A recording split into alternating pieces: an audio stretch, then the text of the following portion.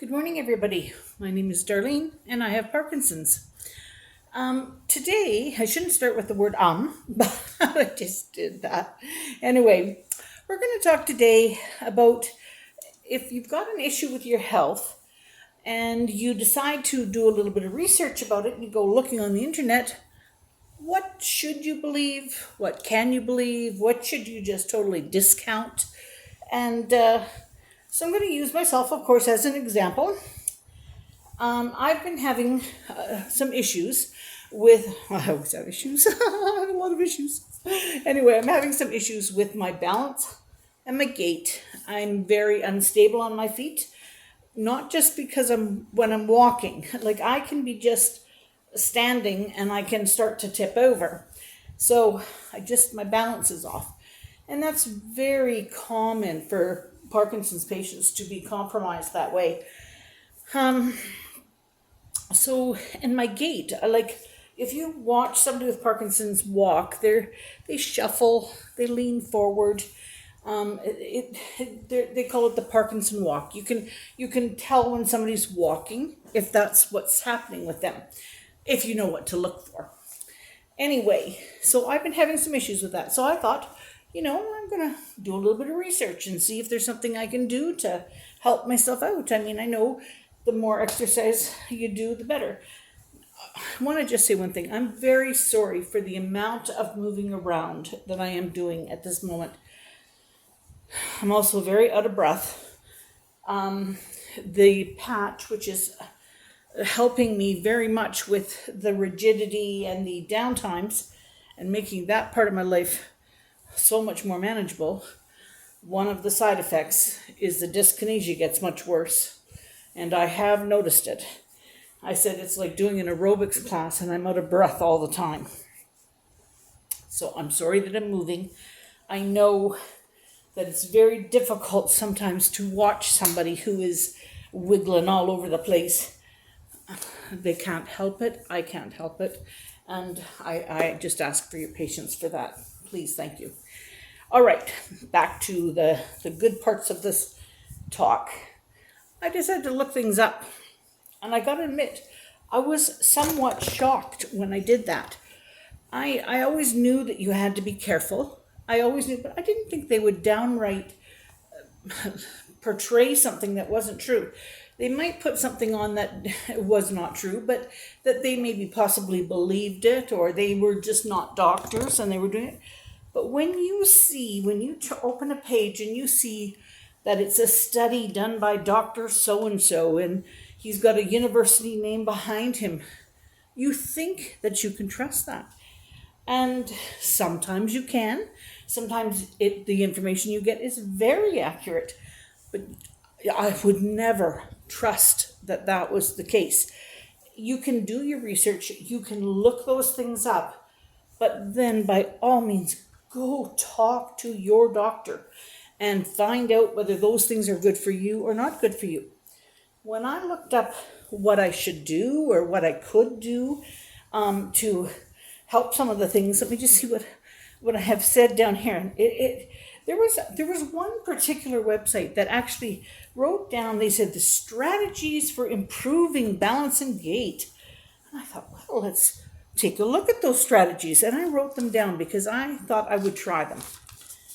They not only are full of bunk as far as I'm concerned, but I mean, I'm not a doctor, but they also could be downright dangerous. And for me, my daughter took a look at them and she said, you are not doing those things. Now, one of them was sort of acceptable, but the others were definitely not. One of the things that they said, and I bought into it, I thought, they seem to have it. Oh, and the other thing is they all had examples.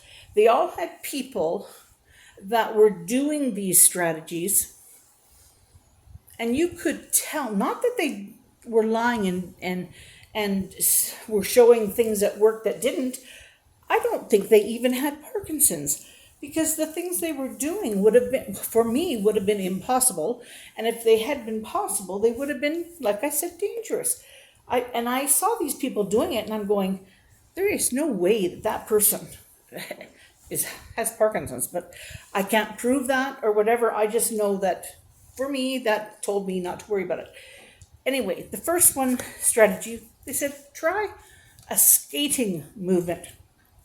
Like, when you skate, you put one leg out and you're sort of skating like that, as versus shuffling along.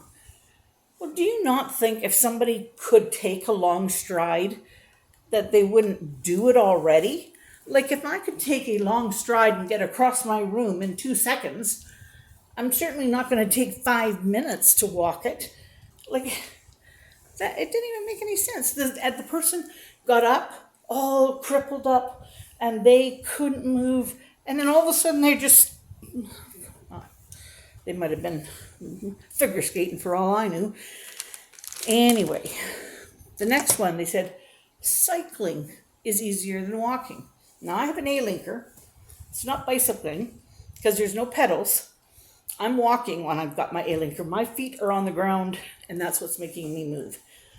I watched this guy demonstrate that he couldn't walk, but he was able to throw his leg over the seat and suddenly ride this bike without any problems. Well, you may be able to do that.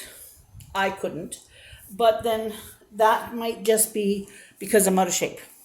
So give him that point. Maybe somebody could do it, but certainly not everybody. This one is a joke. Walking sideways. That was one of the first things I found out I couldn't do when I had Parkinson's. I couldn't walk sideways. I would get onto an elevator, the doors would open and somebody would want to get on, and I would have to move sideways to let them on. And they were all thinking that I was being rude because I couldn't move sideways. Now I can do it, but I have to really think to make my feet go where they have to go, and it just takes some time. Or, when there's a booth, you have to slide in. I don't slide like sideways and turning around, that's hard. And they're telling you that this is one of the things that you can do. Then a scooter. They said use a scooter. A scooter being like a skateboard, and you put one foot on it and one foot on the ground.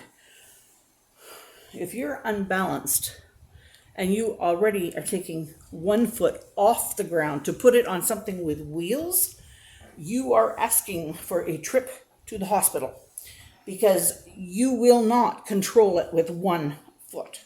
That is very dangerous. That shouldn't even have been on there. This one now, not bad. Count like you're marching. This one could work. You're making your brain be busy. 1, 2, 3, 4. 1, 2, 3, 4. It's sort of like what the military does with their marching. That one would be a possibility for that.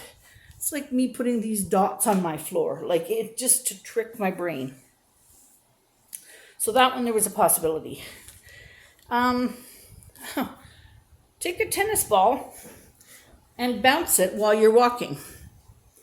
Well, if you're walking on a sidewalk and you're bouncing a tennis ball, your eyes are probably on the tennis ball and not the traffic, not what's coming at you, not where your feet are going next. Like I said, I'm smart enough to know that I shouldn't do that, so I don't do it. And you see what's happening? You hear all this banging and clanging? I'm throwing my arms around, I'm hitting everything, I'm kicking things over. This movement's really getting to me. Anyway, trying not to let it. Oh, this next one. They said, run. It's better than going slow. Run. Yes, you could run if your medicines are working. But if your medicine's not working, how are you going to run? You can't stand up properly. Your bones are rigid. Like, you can't run if your bones are rigid. Even people who don't have legs and they go running, they have those things that give them movement, like their little things, attachments for their leg part, and they have movement. If you don't have movement, you're not running. Anyway, and again, I can't read my writing, so I have absolutely no idea what this is. I know I'm going to tell a story, but what does that say? Whatever. I'm going to show you my writing. I've done this before. I've showed you my writing. But there is a marked problem with my writing now. I'm having some things that are just becoming quite unmanageable. And this is because I can't feel my hands properly. But I don't know if you can see this. Let me see. Can you see? How do you read that? Like, I've written it and I don't even know what it says. I don't even know what half of it says. I've taken to the point where when I can't figure out what I've got written down, I take a picture of it, I blow it up on my tablet, and I call my daughter and say, take a look at the messenger thing I sent to you and tell me what I've written. And she goes, Mom, I don't know. She said, at least if you could get the first couple of letters where we could maybe have a hint. I said, I don't know what it is. Anyway, let's get off of that craziness and talk about something really fun. I'm going to talk about my son. Now, I am not in favor of being a person who lies to either their children or their spouse or their friends. I don't believe in that. That's the one thing I hate is lying. And here I'm going to tell a story about me lying. Anyway, we were going to the lake. My son was deathly afraid that there'd be leeches in the lake. And there was leeches in the lake. But we knew that the chances of him getting a leech on him were slim. And he was going to miss out on an awful lot of fun if he didn't try to get in the lake. And he wouldn't go in the lake if he thought that was it. So we just decided to encompass safety and leeches all into one big thing. And we told him that if he went in the lake without his life preserver on, the leeches could get him. But if he went in with his life preserver on, they'd see the color of that red and blue life preserver and they'd run for the hills. Like they'd just swim away. They wouldn't bother him. And it worked for almost the whole week. We had 6 days in. He'd get halfway to the lake and he'd realize he didn't have his preserver. He'd hightail it back out. He was about 7. Hightail it back up to the campsite to get his life preserver because he didn't want those leeches. And he had proven it worked all the way through. Day 6.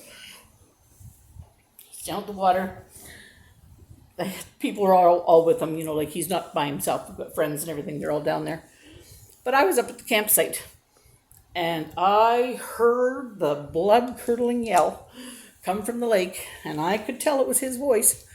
And it was like, he has a leech on him. I know he has a leech on him. And I thought, now what am I going to say about this life preserver? Now he's got a leech on him. Anyway, I went racing down to the lake and brought the salt with me because I was going to get this leech off of him. And he was just howling. And yes, he had a leech on him. And yes, we got the leech off of him. And then he said, Mom, I took my preserver off. The one time he took his preserver off, the leech got him. I said, oh my goodness. Anyway, I don't purport lying to your children, but we have laughed many a time that it happened when the preserver was off. Anyway, that's today. So we will talk with you all tomorrow.